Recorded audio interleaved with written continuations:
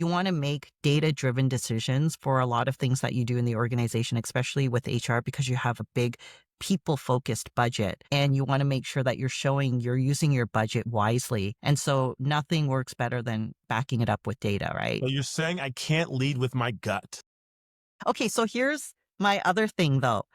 Instincts are so important in HR, and people think, oh, it's your gut feeling. You're going to go with your gut feeling. I don't agree with that at all.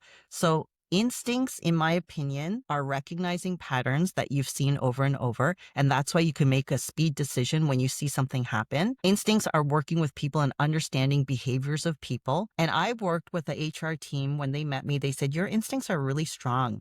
When we first met you and you came in as our new CPO, we thought your instincts were like 95% accurate. But they said now that we've worked with you for almost 3 years, it's actually 100%. They go, you are never wrong. You are so like, your instinct is so right. Again, I don't think that's gut instinct. I think it's experience Okay. and recognizing the patterns. You mentioned that before. Pattern recognition is one of those top skills. So yeah. Okay.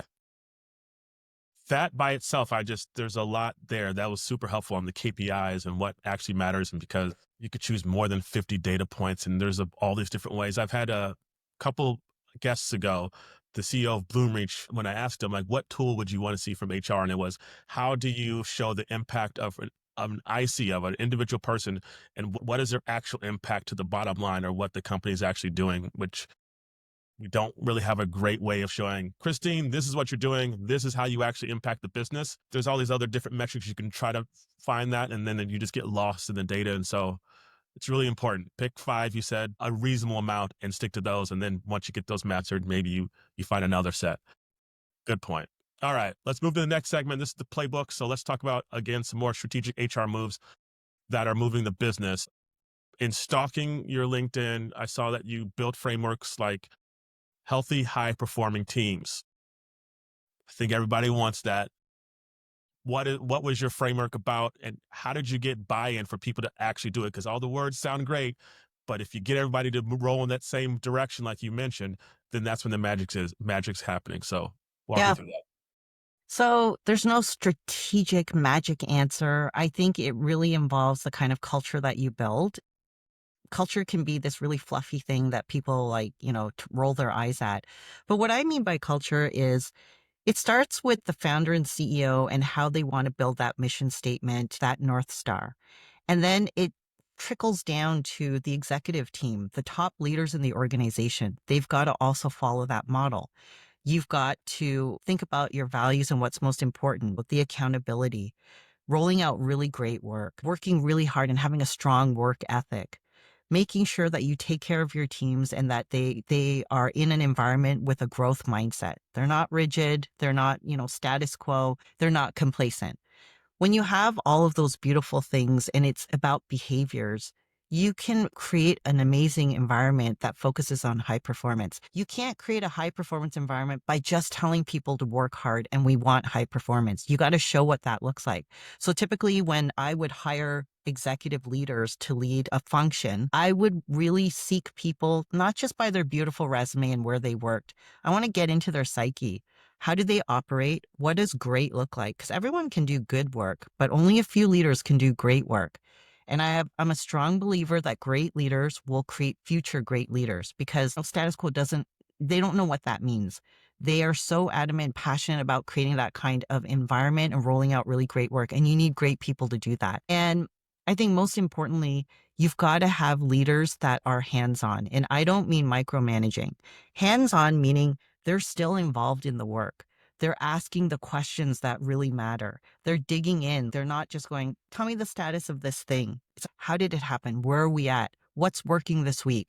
Like, get excited still, no matter how senior you are and how much of an executive title you have. And if you do that, your team gets excited. It's when the leader doesn't care, the team doesn't care. You always used to say, man, if the CEO doesn't care, why do I need to care more? And that's Yeah. a really good question. So you want that passion from your leader as well. And as leaders, please don't ever delegate without caring about the business, because when you do that, you are actually an absentee leader. And I've seen a lot of leaders do that. I've made it. I'm at the top of my success. I'm going to have a work life balance. I'm going to head over to the cottage at 2 o'clock this afternoon, but my team's going to do the work. They don't respect you. You've got to really show that you are in it with them. And that doesn't mean doing their work, but challenging them about their work. And finally, every leader or every founder gets to the point where, like, you've got to learn to delegate. You've got to bring the elevator down and allow people to learn and to develop. I remember a lot of founders that I worked with would always make the best person on their team do this one thing. And I would say, why are you getting that VP to do that very junior level work all the time? And they're like, oh, that VP used to be a coordinator and they moved up, but they do this thing so well. You know what? If I shine tires for 40 years, I would be really good at it too. But Yeah. the reality is someone else has to learn that skill and allow the elevator go down, teach the skills. We're going to all elevate and get better and better. And so there is this art to delegation that founders and leaders have to kind of give into and have a great training program. Show them what great performance looks like and how to develop into someone really great because everyone wants to grow. It's not all about having a great salary when you join a company. You want opportunities and you want to develop so that your resume just keeps getting better and better.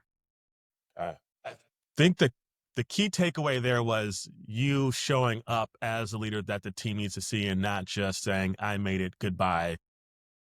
Do Yeah, it. or work harder, but I'm not going to show you how to get better doing that. It's just hands off leadership. It's a poison. You will destroy your company that way. So you're saying as you move up in the world, it doesn't get easier because you can just delegate and throw all your work and you can take off. It Is that the way it doesn't get works? easier because you are always the closest to the flame, but your job can be more rewarding as you work hard because you see the people under you develop and sometimes they exceed you. And it is such a proud moment. When you see people under you take on bigger, greater opportunities, sometimes they will leave your company to take on something bigger. It should actually be a moment of pride because you help them to get there. If none of your people are ever leaving and no one's getting any better, you also have to look in the mirror and go, why is that, right? You also mentioned the good to great piece that I always ask this question. You've been in the hyper growth. What are the patterns that you've seen in the best teams? What were the behaviors of, we know good, but I want to talk about great. What have you seen that really shows up in those teams, the best teams, the great teams? The great teams communicated so well. They did things on behalf of the company. It was not something that was self serving. It was not to create their own army. It was not to showcase, hey, look what we did. They did what was right for the company. And sometimes it meant that you had to sacrifice something on your team because this was what was right for the company. I remember I worked with many founder CEOs and they used to say, oh, but Christine, if I have to do that thing, it's so hard. I don't think I could do it. And I said, okay, well, don't think about yourself. What do you think would be the right thing to do for the company? I want you to think about that and then come back to me tomorrow. And it always was, I got to do that thing because it's the right thing to do for the company. And this is where it's so hard, but don't think of it in a personal sense. Your greatest honor is doing what's right for the company. When you do what's right for the company, the tide rises all boats. And so it's early stage managers always want to do what's right for them and they want to show, hey, I'm the hero. But people who have kind of done their tour of duty understand the sacrifice and they know that when they're doing what's right for the company, the whole company wins. Everyone sees you as the hero doing what's right for the company. So it's just get rid of that ego and operate as if the company is your baby and you're going to do the right thing then. But it's not an easy thing to do. So you have a team full of true owners. I guess it's operating unselfishly because you're not doing what makes you look best. And that just is a flywheel for the best performance when they're truly thinking about what's best for the whole org versus themselves.